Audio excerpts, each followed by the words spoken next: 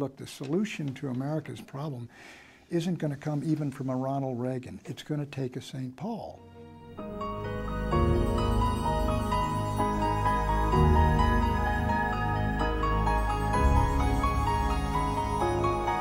Civilizations die from suicide, Right. not by murder. We'll come to the argument by argument in the book, but why do you lead the book with that quotation? Well, because I think the West is disintegrating. It's the greatest civilization the world has ever produced, and I think it is dying. Take a look at what happened from the day, for example, my father was born in 1905. Western empires controlled the entire world, with the addition of Japan and Asia, 6 or 7 countries, America included, controlled the entire world. We went through 2 world wars that carried off something like 100 million people, most of them Western peoples. And as a consequence, I think all these Western nations, they all lost their empires. Almost all have lost their armies and navies. They have lost their basic fundamental Christian faith. Certainly Europe, the Pope says, is a desert of godlessness.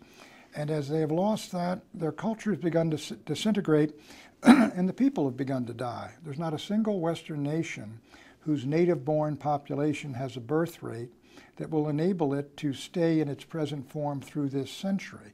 Take a country like Italy. It's got a birth rate. Each new generation is 1/3 smaller than the last. Russia is going to lose 25 million people between now and 2050. It's already lost 10 million since independence, say, in 1990. Japan is going to lose 25 million people. You go down there, these are UN statistics. They're based on fertility records that go back when the nations began to die, basically to the mid-1970s. So I think you're going to see the West and its peoples shrink as a percentage of world population. All of them, I think, will be predominantly, in terms of their population by the end of this century, folks from the Third World and from different cultures and civilizations. And the idea they're going to preserve Western culture and civilization, I think, is really putting hope over experience. I'm going to try to recover enough to continue with the show. Segment 1, immigration, suicide of a superpower. Quote, the European and Christian core of our country, you just gave an overview, Right. now we're talking about the United States, is shrinking, while mass immigration is altering forever the face of America, close quote. Now, what I want to do is draw some distinctions here to get at the central part of the argument. No descendant of Irish, Scots-Irish, and German immigrants can be against all immigration on principle. So draw the distinctions here. What is it about current immigration that's alarming as opposed to past immigrations? Well, the past immigrations, let's take the large immigration that came in from 1890 to 1920. Those were folks, the Irish came in, of course, 1845 to 1849, the potato famine, huge numbers of them. Germans began coming in later in the century. And then you had the folks from Italy, from Poland, from Slovakia, Jews from Russia and the Pale of Settlement. And all of those folks came into this country basically by 1924 when the immigration restrictions were imposed. And this terrified Woodrow Wilson and Theodore Roosevelt. However, we did have a melting pot then. One of the major elements of it was the parochial and public schools, which took these kids who didn't speak the language, and many of them came from broken families, and dropped them, immersed them into America's popular culture and higher culture. They learned American literature, the American language, American history, American heroes, holidays, so that by 1960, 97% of the people in this country all spoke the English language. We all had basically the same Judeo-Christian values. 95% of the country was predominant, overwhelmingly Christian. African Americans were the most churched and Christianized of all. And so we had one country, one nation, one people. And it was an incredible achievement. And since then... And it rested on, in the first place, a long breathing space. Mass immigration stops in 1924 and doesn't begin again until 65. Is that correct? Exactly. You've got 40 years there. And in addition to the 40 years time, of children and grandchildren. You've got these experiences folks went through, the invention of radio. We're all listening to the same radio. Popular culture. You go through the Depression together, those tough times. We go through the war together, which I can remember as a little kid, the enormous patriotism everyone had. And then you go into the Cold War era, the early Cold War era, I would say to 1960, and you got an era of good feeling from Eisenhower and Kennedy in that time. And I just want to be really explicit, because you Google around on this book or on your name, and you get the word racism coming up. Right. I've known you for a long time, so I'm partial toward you. But I believe that on the argument of this book, that's nonsense. Right. You're not saying one race or one ethnic group is what you're saying is the country needs a breathing space to assimilate people, and it's trickier now than it used to be, because what you're assimilating them to, the matrix is cracking up.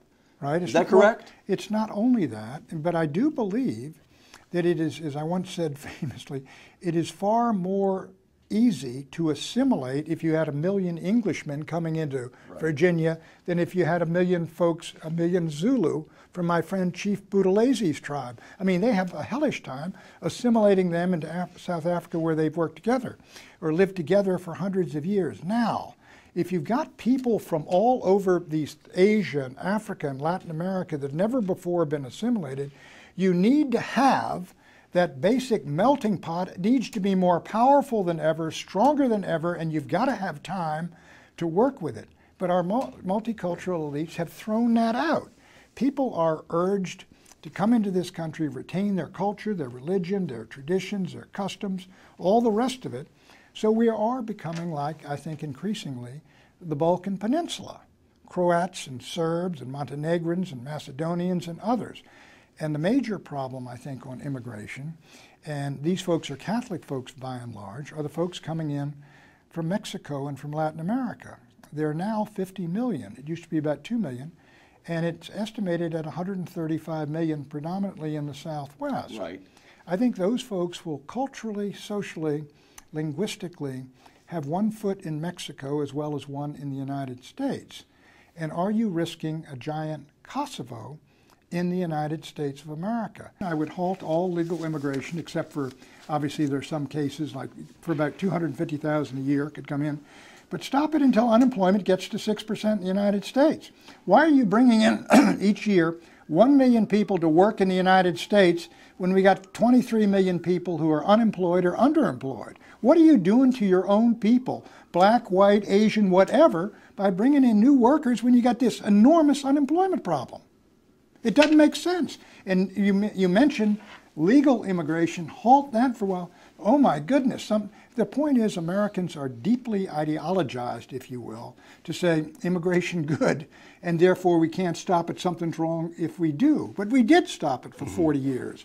And during our first 60 years of existence as a nation, there was virtually zero. I mean, there was a very small immigration, something like 20,000, I think, in the 1820s or something like that. Right. So you have to, but this is one of the reasons it's suicide of a superpower. You can't even discuss these things. Yeah.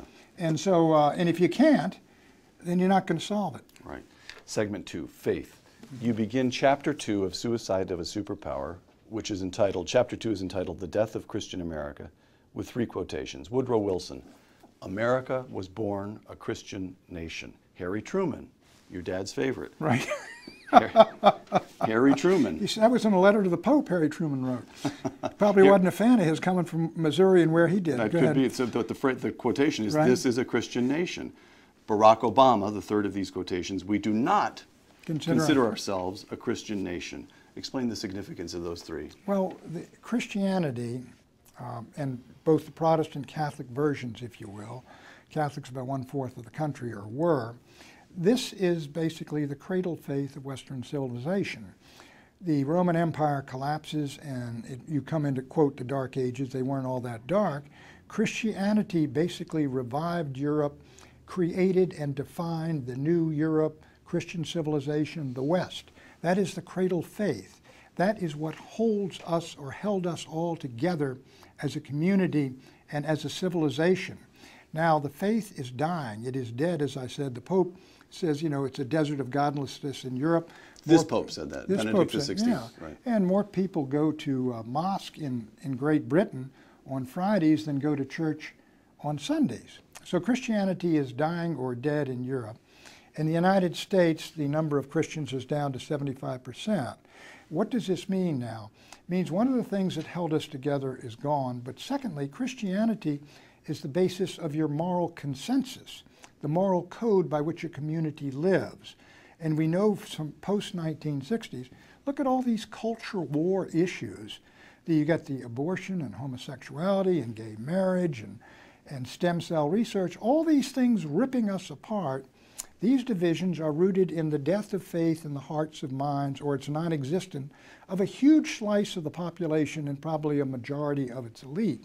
So we have basically, as someone said famously at Houston in 1992, a religious war going on in this country. Pat, Christopher Hitchens, the late Christopher Hitchens, right, on this very program, quote, "Our knowledge of right and wrong is innate in us.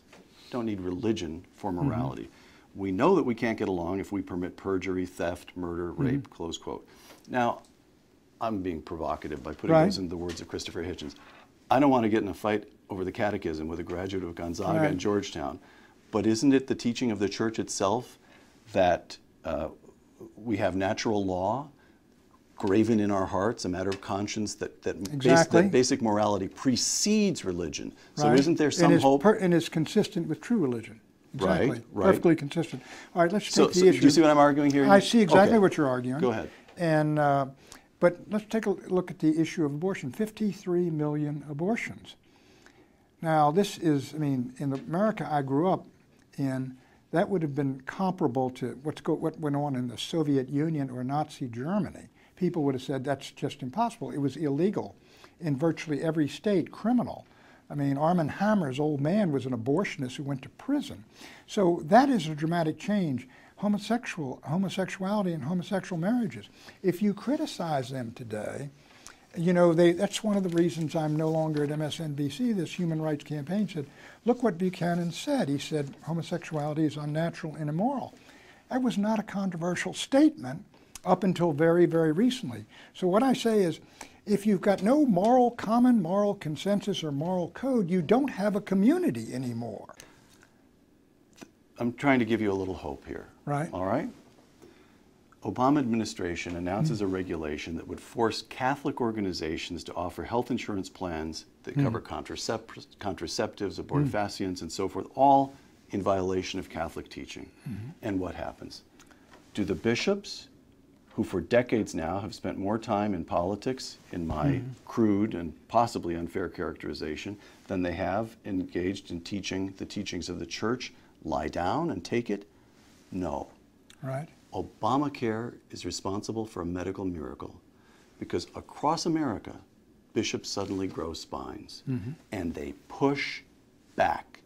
And they have, polls show, huge support among Catholic people and indeed Protestant people. You've even got Archbishop Chaput of Philadelphia speaks to a pro-life gathering.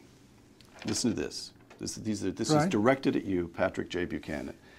Changing the course of American culture seems like a huge task, but St. Paul felt exactly the same way. Redeeming a civilization has already been done once. It can be done again. Has he been following me on TV? Because I've been asked a question, you know, if we get the right politics, I said, look, the solution to America's problem isn't going to come even from a Ronald Reagan. It's going to take a St. Paul.